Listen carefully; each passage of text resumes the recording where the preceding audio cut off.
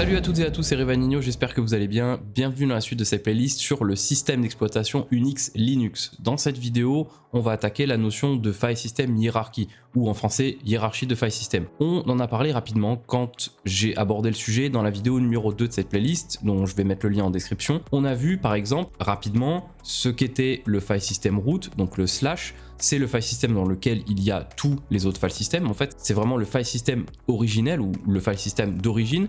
Et on a pris d'autres exemples, on a défini rapidement dans les slides que je vous invite à voir si vous ne les avez pas vus. On avait parlé par exemple de slash dev, on avait parlé de slash opt, de slash boot, etc. Et on avait présenté rapidement ce qu'ils étaient. Dans cette vidéo, je vous propose d'approfondir le sujet et de voir un petit peu finalement à quoi servent-ils ces file systems, qu'est-ce qu'ils contiennent, quels sont les fichiers et les dossiers qui sont à l'intérieur de ces derniers, et on va voir finalement que chacun d'entre eux ont une utilité pour le système d'exploitation et chacun d'entre eux vont être utilisés plus ou moins fréquemment par l'utilisateur. Donc c'est-à-dire nous, il y en a qu'on va pas utiliser énormément parce qu'on va pas en avoir énormément besoin, et d'un autre côté, il y en a d'autres qu'on va vraiment utiliser de manière régulière. Ce qu'on va faire, c'est que on va ouvrir ce qu'on appelle un explorateur de fichiers, donc une sorte de fenêtre dans laquelle on va voir nos dossiers, nos fichiers, etc.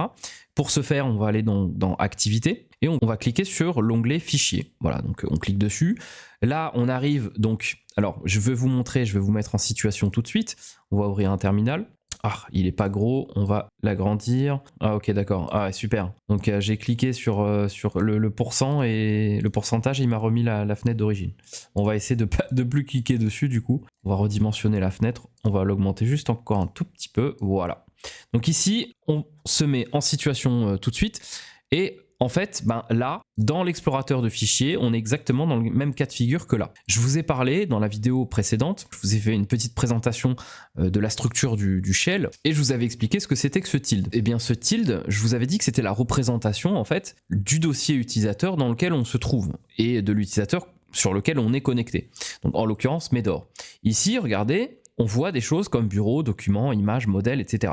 Et c'est dans dossier personnel. Si je fais ls, donc la commande ls, je l'ai utilisée une fois dans la vidéo précédente pour faire une liste, afficher les dossiers, les fichiers qui se trouvaient dans le répertoire actuel, et bien regardez, si je fais ls, on retombe bien sur les mêmes dossiers qui se trouvent dans l'explorateur de fichiers. Donc on voit bureau, images, musique, téléchargement, documents, modèles, public, vidéo. Donc on voit exactement la même chose. Alors ici, c'est pas très intéressant parce qu'en fait on se trouve dans Home. Home, c'est le file system, on va le voir dans quelques minutes, c'est le file system qui contient les dossiers utilisateurs. Ce qu'on va faire nous, c'est qu'on va aller dans la racine. Donc pour aller dans la racine à partir de l'explorateur de fichiers, on va cliquer sur Autre emplacement. Je clique sur Autre emplacement.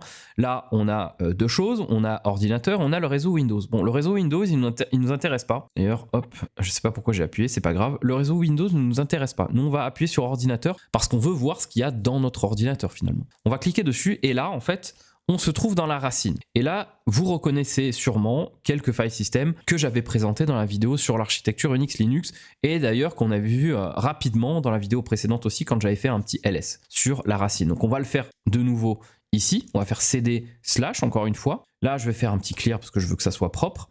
Je vais faire un ls. Et là, vous voyez que si on compare ce qu'on a dans notre fenêtre de terminal et ce qu'on voit dans l'explorateur de fichiers, vous voyez que c'est la même chose. Alors, on va faire une petite présentation rapide un petit peu de tous ces file systems là. Je ne veux pas rentrer trop dans les détails, on les verra au fur et à mesure quand on avancera dans la playlist et qu'on aura besoin d'utiliser par exemple un fichier se trouvant dans ETC ou d'utiliser par exemple OPT lorsqu'on voudra installer une application, ce genre de choses. On rentrera plus dans les détails concernant chaque file system individuel plutôt que de voir tout maintenant et que ça soit vraiment beaucoup trop indigeste. Donc on va voir ça de manière assez rapide et assez simplifiée. Donc on va commencer par les plus importants. Donc les file systems les plus importants, enfin tout dépend ce qu'on entend par plus important, mais les plus importants pour l'utilisateur, c'est-à-dire pour nous. Les file systems les plus importants pour l'utilisateur, ça va être par exemple dev. Donc dev, c'est le file system qui contient entre autres les disques, par exemple les disques, les devices qui sont connectés à notre système d'exploitation. Par exemple, si je rentre dans dev, donc là je vais y aller de manière synchronisée. On va aller dans Dev, faire un clear et un ls. Ici, on a beaucoup de choses. On va s'intéresser plus particulièrement à quelque chose qui s'appelle SDA. Donc SDA, je crois que c'est l'acronyme de SCSI Disk et A, c'est la lettre pour dire que c'est le premier disque. En fait, c'est une référence au disque, au premier disque qui est utilisé par notre OS. Ensuite, ceci, les déclinaisons, donc SDA1, SDA2, ça peut aller au-delà, hein, ça peut aller jusqu'à SDA3, SDA4, SDA5, autant de partitions que vous avez. En fait, ce sont des partitions. Notre système, il est composé donc de plusieurs partitions à l'intérieur d'un même disque. Je ne vais pas rentrer dans les détails, mais ce qu'il faut comprendre, c'est que le file system dev, il va être la représentation, la matérialisation, si je puis dire, de tout ce qui est en rapport avec les disques et les devices qui sont connectés à notre système d'exploitation. Donc c'est quand même quelque chose de très important. C'est un file system qu'on va beaucoup utiliser, même parfois sans le savoir, quand on va par exemple faire de l'extension de volume par exemple, lorsqu'on va faire des montages, donc des points de montage, lorsqu'on va gérer des partitions, ce genre de choses, qu'on va gérer tout ce qui est en rapport avec le storage finalement, et bien tout ça c'est géré, si je puis dire, par le file system dev, ou le file system dev, autrement dit, fait référence à toutes ces choses-là. Ensuite, on a ETC. ETC, c'est le file system dans lequel il y a les configs, que ce soit en rapport avec, par exemple, les consignes de l'OS au moment du démarrage, donc par exemple au niveau de systemd, ou plus anciennement initd de system 5, ce genre de choses, upstart. Tout ça se trouve dans ETC, donc c'est vraiment des fichiers de config. On peut aussi avoir des fichiers de config relatifs à des applications, comme par exemple MySQL, MariaDB, Java, enfin toutes sortes d'applications ont leur configuration dans le file system ETC. Donc ETC, c'est vraiment en rapport avec la configuration du système et des applications. Donc Home, vous l'avez vu, hein, c'est le file system dans lequel il y a les dossiers utilisateurs. Donc là, on va en avoir qu'un. Oui, on a uniquement créé Medor, mais si on créait d'autres utilisateurs, chaque utilisateur aurait son dossier utilisateur dans Home. Donc pas très important, Home. Donc ensuite, on a lib et lib64. Alors, je ne vais pas trop rentrer dans les détails. C'est pas que c'est pas des file systems importants, ils sont très importants parce qu'ils contiennent par exemple des librairies, des headers, enfin des fichiers d'entête. Pour ceux qui ont vu ma playlist sur le langage de programmation C++, ils sauront de quoi je parle. Des headers, des fichiers d'entête, des librairies concernant par exemple des fonctions du système, des librairies mathématiques, des librairies concernant POSIX, par exemple comme libpthread ou libc, libm, ce genre de choses, des bibliothèques additionnelles, des bibliothèques tierces, toutes ces choses-là se trouvent dans lib et lib64. Bon, il y a d'autres choses encore, hein, mais principalement, on va trouver ce genre de choses à l'intérieur de lib et lib64. Donc nous, tant qu'on ne rentre pas dans un contexte, on va dire, de programmation, en C, en assembleur, en C++, etc., on va pas avoir trop besoin de ces file systems-là. Ensuite, on a Media. Alors Media, j'ai fait un petit abus de langage hein, dans la vidéo, je crois, numéro 2 de la playlist. J'ai dit que c'était pour tout ce qui est en rapport avec les médias, le multimédia. En fait, c'est pas vraiment ça. On peut, évidemment, si on veut stocker de la musique, des films, etc., on peut dedans. Mais Media, c'est plutôt une sorte de file system qui va servir aux points de montage qui sont de type par exemple DVD ou CD ou disquette. Voilà, ça c'est plutôt ce qu'on va utiliser comme file system pour monter ce genre de device là. Ensuite on a MNT. Bon, MNT c'est le file system de montage, on va dire assez général, c'est-à-dire que là sur MNT on va par exemple décider de monter un point de montage vers un NAS ou vers un disque dur externe ou vers je ne sais pas un stockage dans le cloud par exemple. Donc toutes ces choses là, toutes ces choses en rapport avec le montage, les points de montage, tout ça je le verrai dans une vidéo future qui sera dédiée bien évidemment, mais il faut savoir que c'est voilà, en quelque sorte c'est un raccourci vers un stockage sur un système différent d'une autre, c'est-à-dire par exemple sur le réseau ou sur le ou dans le cloud ou sur une autre machine qui est branchée à la nôtre par exemple. Voilà, toutes ces choses-là, c'est en rapport avec le montage. Donc c'est dans MNT. Ensuite, on a OPT. OPT, c'est le file system dans lequel on va installer des applications, on va dire user. Si par exemple j'ai envie d'installer un logiciel de montage, je sais pas, comme DaVinci ou d'autres logiciels de ce genre, eh bien je vais privilégier l'installation de ces logiciels-là, qui sont des logiciels tiers, dans le file system OPT. Voilà. Donc là, il est vide. Hein. Ah non, j'avais fait ça. Bon, c'est moi qui l'ai fait en off, sûrement, je m'en souviens même plus. Mais en général, il est vide. MNT aussi est vide. Hein. Voilà, c'est Media aussi. Donc ça, par défaut, ce sont bien sûr des file systems qui sont vides, mais qui sont faits pour les utilisations dont j'ai parlé. Ensuite, on a proc. Bon, bah proc, c'est un file system en fait dans lequel on va avoir des informations relatives au système. C'est-à-dire au hardware comme le CPU, les paramètres du kernel, les paramètres de la mémoire, les paramètres des process, ce genre de choses. Donc c'est très très système. On va parfois l'utiliser.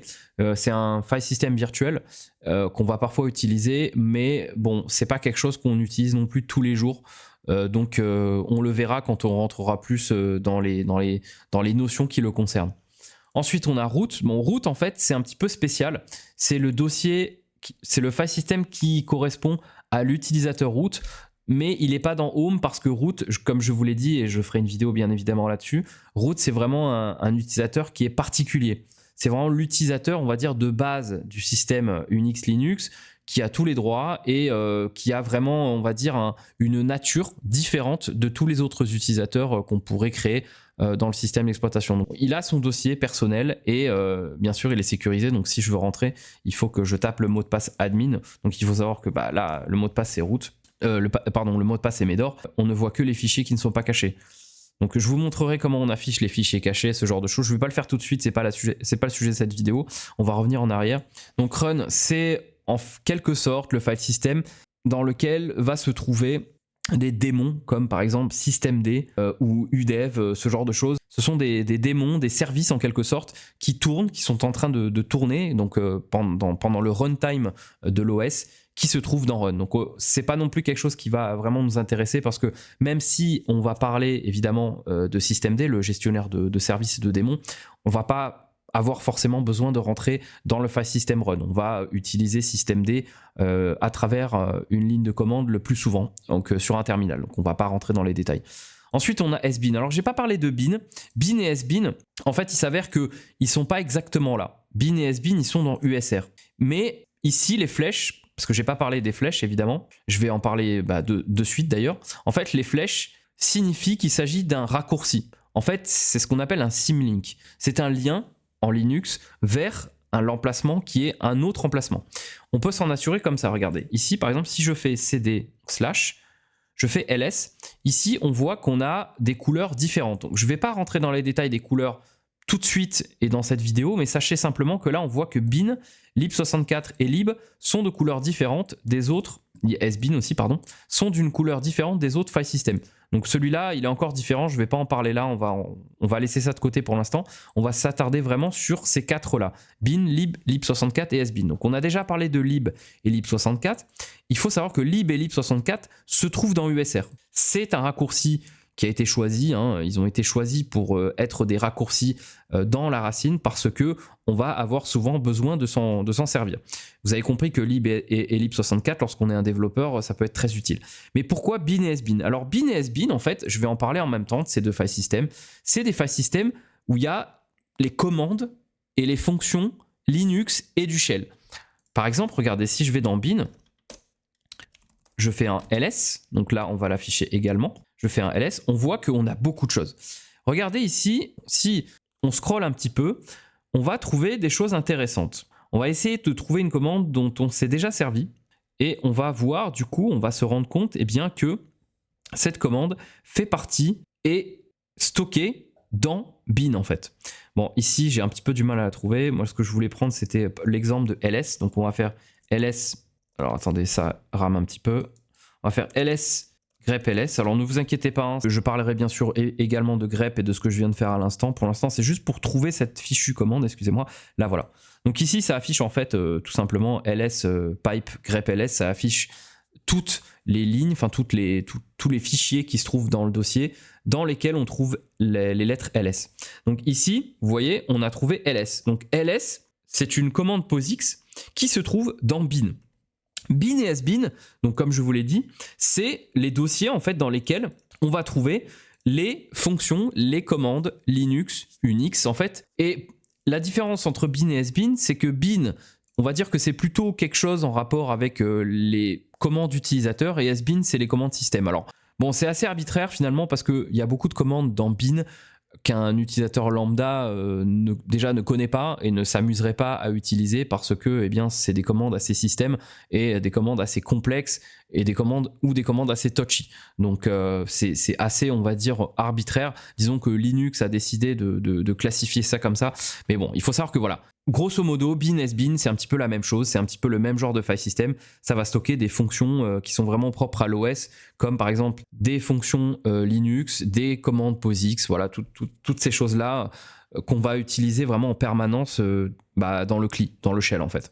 Bon, SRV, 6, TMP, je vais pas en parler dans cette vidéo, j'en parlerai quand on attaquera des notions en rapport avec ces file systems-là. C'est des file systems importants, les trois, mais je vais pas m'attarder dessus, je pense que je le ferai dans une vidéo future. USR, donc USR, vous voyez, regardez, USR, il y a des choses importantes. Hein. D'ailleurs, regardez, on retrouve lib64, sbin, bin, et je voulais vous montrer aussi quelque chose tout à l'heure, je vous ai pas montré. Si je retourne dans la racine, donc point, ça veut dire le dossier supérieur, donc on revient en arrière, on revient plus haut dans la hiérarchie. Donc là, vous voyez qu'on est dans bin. Si je fais cd entrée, on revient dans slash, donc on revient dans la racine. Là, si je fais ls, on voit que, eh bien, on a la même chose qu'ici. Quand on fait ça, on se retrouve là.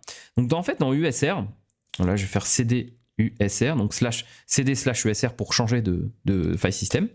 Je vais faire un petit clear. Là, je fais ls.